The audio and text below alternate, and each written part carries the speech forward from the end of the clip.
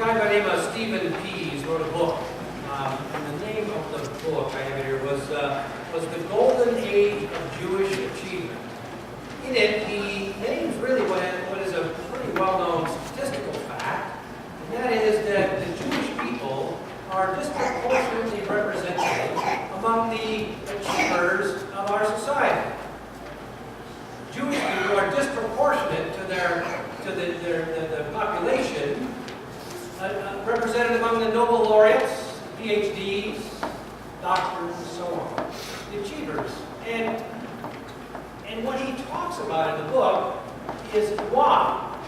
And he goes on, and I haven't read the book, I've just read a review of the book, but one of the reasons, he notes, is that the Jewish people have always been, and are currently today, excellent at handing down their faith tradition to the next generation.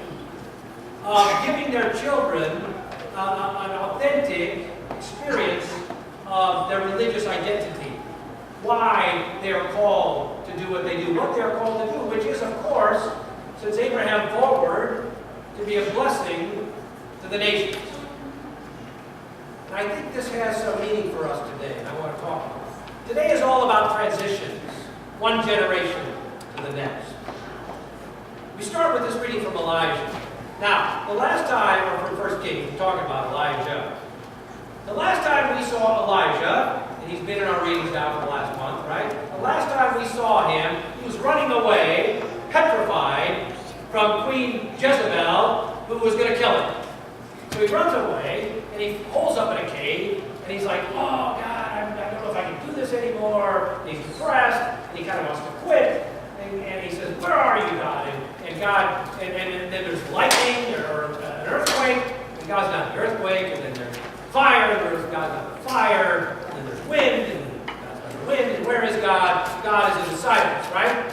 Remember that? You with me? Yeah. Okay. So, that's the story. That's where we find ourselves today. And today, God has said, get up and go back. And Elijah says, okay, I think I will. I can do it. I've got strength in the journey. I'll go back. And God says, okay, when you get there, appoint a new king over Aram. And Elijah's like, okay, yeah, appoint a new king, yay. And he says, and also appoint a new king over Jerusalem, or Israel. He says, okay, I'll do that. 2 kings, all right, I'll do it. And then he says, God says, and then appoint a new prophet to take your place. I'm done, you know. Okay, I'm done. And so he gives him the name, right? He doesn't say to Elijah, go find someone to take your place, does he? What does he say? Go find Elisha. I've already got him picked out. What I want you to think about here is the relevance to our church. Now, I don't know if you're thinking about succession planning, but I am. Right? I don't know if you're thinking about who's going to replace me, but I am. Right? Who can ever replace me? Right? Of course, I know, right? Oh, no. You know they're not going to be as good. Okay, of course. But the point is, it's on my mind. Will the new person, will she or he continue the traditions that I inherited? Right?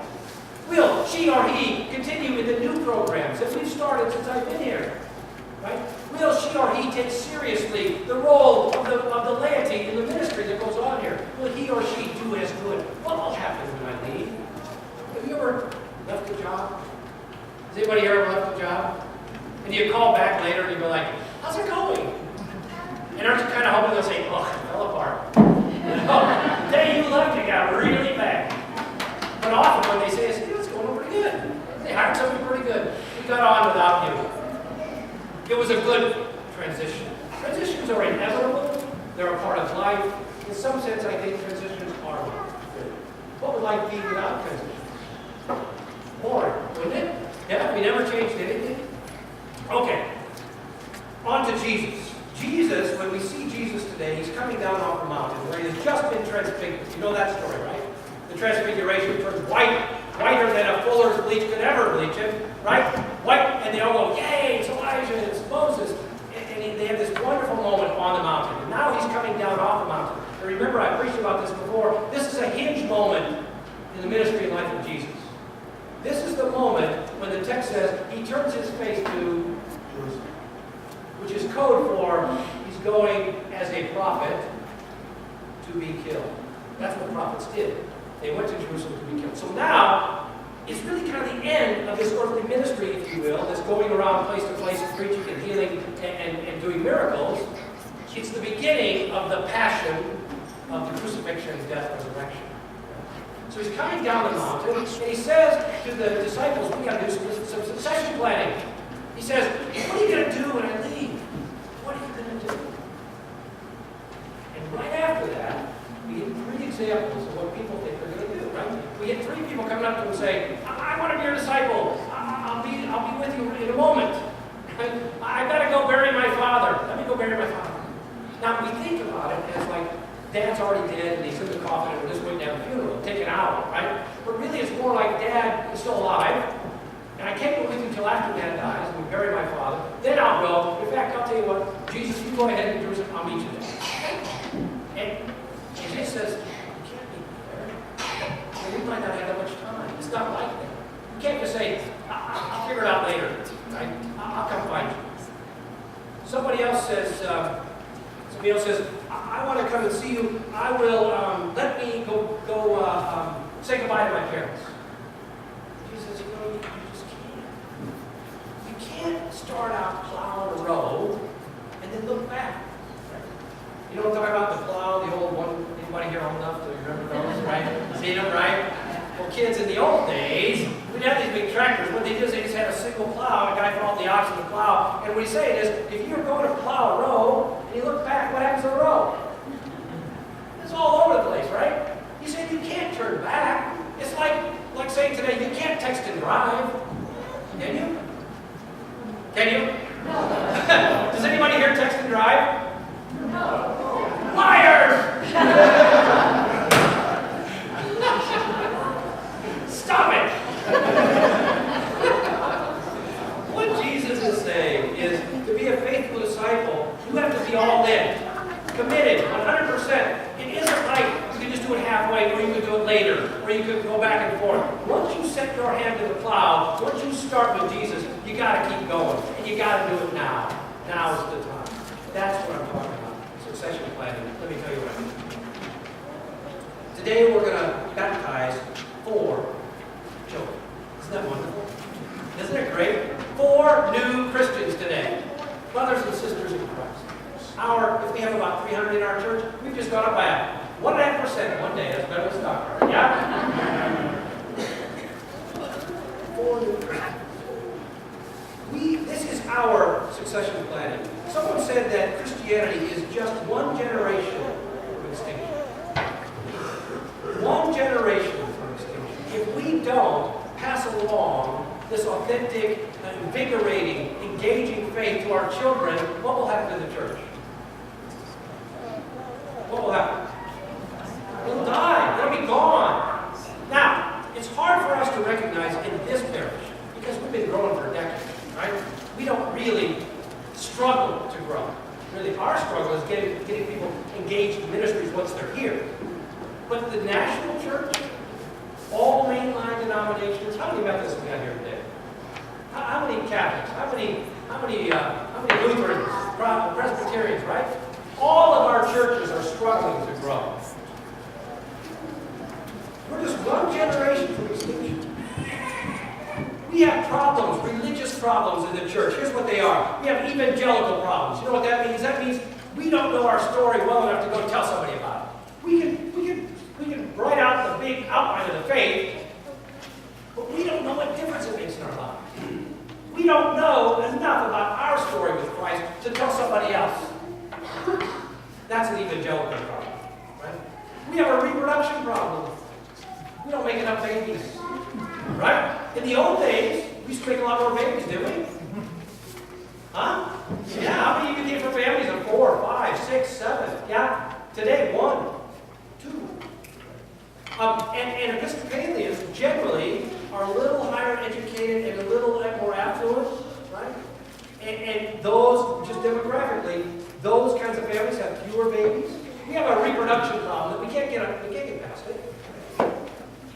We have a retention problem. We can't our own kids, the kids we do make, we can't keep them in the church. Right? We We get them to about age 13. Sometimes they come, sometimes they don't. We get them to about 16, 17. They don't come for sure. We get them to 20, 21. They decide there's no God. And unless we have passed down to them some religious identity that captures the heart of their imagination, they're never coming back. That's the problem. We struggle with it. We don't imprint them with this religious identity. So we can't communicate our unique story. We can't help our children make sense of it. And we don't, in fact, live it out in any kind of integrated and joyful way. So, if Christianity is to survive, no. If this church is going to grow and thrive, it will only be if we overcome our religious problems with discipleship solutions. If we overcome our religious problems with discipleship solutions, how to follow Christ. What will we do when He's gone? What will they do when we are gone? We have to integrate our faith and our lives. Adults, integrate our faith and our lives, just like Jesus told the disciples, so that our children and our children's children can understand their role in the work of the kingdom, their call to faithful service, faithful worship, self-sacrifice, submission to the will of God that Christ called for when He asked His disciples, "What will you do when I am gone?" See, we know what the disciples did, don't we? We know what they did. They kept it going. Generation after faithful generation kept it going, kept it going, kept it going, all the way to our great-grandparents, to our grandparents, to our parents, to us. And the question is, what happens now? Jesus said, "What will you do when I'm gone?" And we should ask ourselves, what will they do when we are gone? It's an important question, and it's an open question. I am so proud of parents and the godparents who have done their part to solve the reproduction problem. Thank you. Right? And those who commit today to do your part to solve our retention problem. Today, when we baptize these beautiful children, we will know for certain that through their baptism, they have transitioned into God's kingdom. And we know for certain what God is doing for them. Now, can we keep them in the church long enough to see what God might do through them?